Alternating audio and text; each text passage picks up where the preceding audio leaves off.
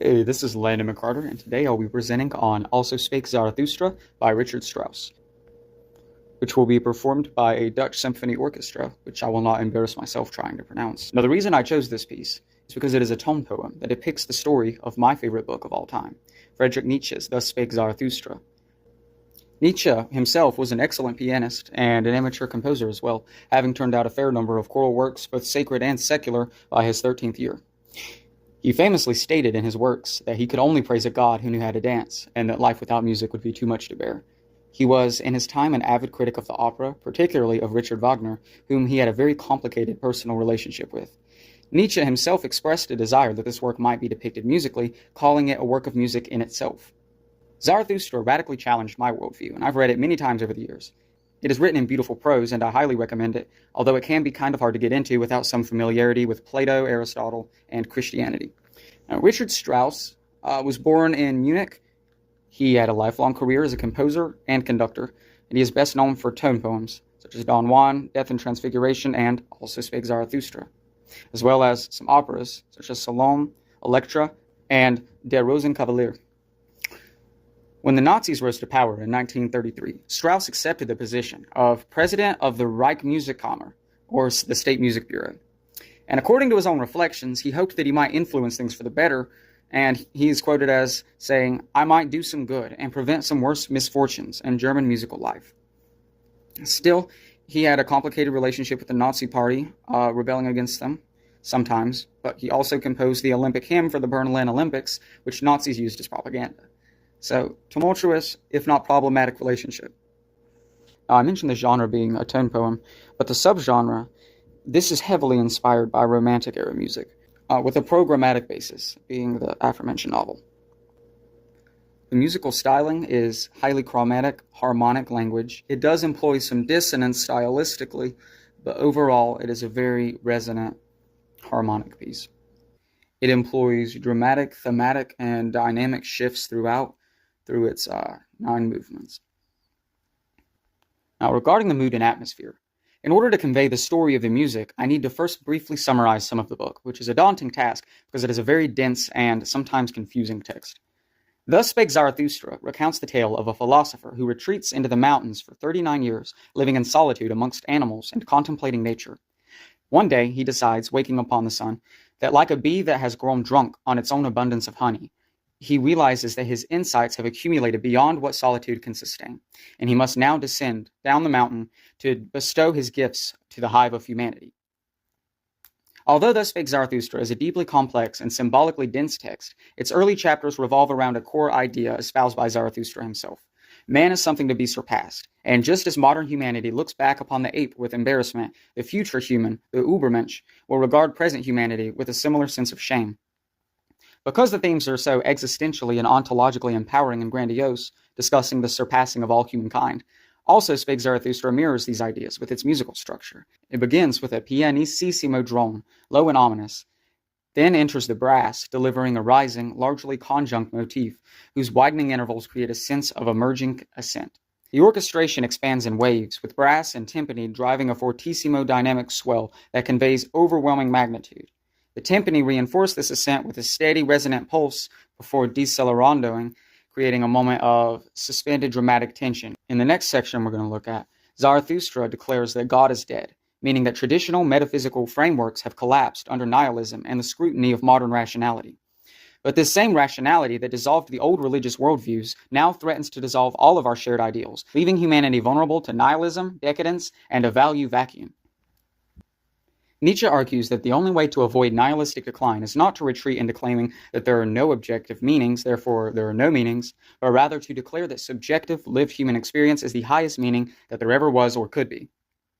In this portion of the book, Zarathustra critiques those who invent or yearn for a world beyond this one or behind this one, because they cannot bear the suffering of human existence or human development.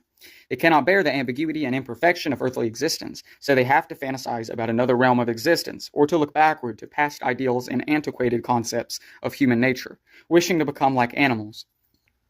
Zarathustra interprets this as a symptom of weakness and a will that wishes to die, a refusal to affirm life as it is. The orchestration of this passage reflects these themes by employing dense chromatic passages, minor key harmonies, and unresolved dissonance, which symbolizes the instability and uncertainty of the times. Strauss frequently juxtaposes low, brooding strings and brass with fleeting high woodwind motifs. It begins with a brief dramatic passage that seems to foretell danger before becoming a sweet, romantic melody that sounds almost nostalgic. The remainder of the piece is divided into 7 sections, which we will not have time to listen to, but are as follows.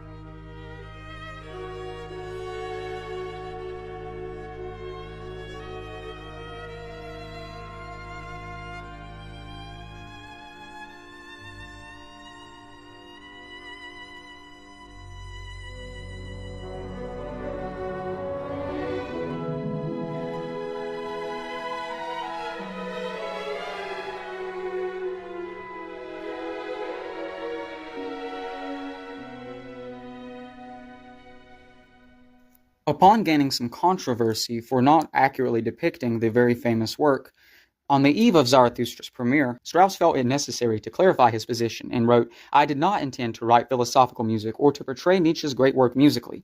I meant rather to convey in music an idea of the evolution of the human race from its origin, through the various phases of development, religious as well as scientific, up to Nietzsche's idea of the Übermensch." This was also used in Stanley Kubrick's 2001: A Space Odyssey in this very famous scene to depict the first ape to learn how to use tools, becoming a man, which is very analogous to the themes explored in Zarathustra. Because this was a space film, and it was additionally used in the Apollo 11 launch and an episode of The Simpsons, this has become synonymous culturally with outer space, or astronauts. At its premiere, audiences were divided. Some praised its grandiosity, while others said that it was all show and lacking in content. I personally think it captures the themes of the novel very well, and Nietzsche himself would likely have been a fan.